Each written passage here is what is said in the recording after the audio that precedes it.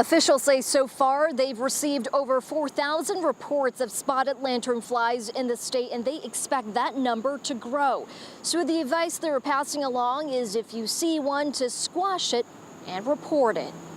A clear and spreading menace. Originally from Asia, these spotted lanternflies may be visually stimulating, when in fact they are nature's worst enemies as they kill crops, leading to a negative economic impact for vineyards, farms, and orchards. So these are both females, and then this little one is a male. Victoria Smith, a state entomologist with the Connecticut Experimental Agricultural Station, says time is running out before they populate even more. This insect will kill a vineyard in 2 to 3 years. And as you know, a vineyard is a long-term investment for the grower. Labeled as champion hitchhikers, they will attach to cars, cargo planes, and anything that moves. So the next time you are at a rest stop, officials say drivers should inspect their cars before hitting the road again. It's very adept at getting into little cracks and crevices anywhere, getting into cargo, getting anywhere it can, and taking a ride. Connecticut Senator Richard Blumenthal is proposing a Spotted Lanternfly Research Development Act,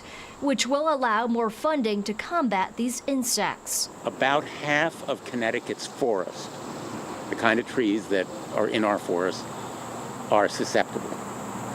Walnut, willow, maple. But there is good and bad news. The good news, lanternflies are killed by cold temperature, so once it hits 28 degrees and below, they are dead. The bad news, there could potentially be more. You won't see them at Christmas time, but the eggs will be there, and the eggs hatch in the spring.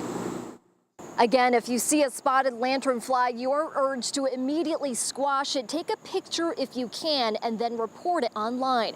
We have a link for you to do so on fox61.com. Reporting in East Hartford, Carmen Chow, Fox 61, Connecticut's news station.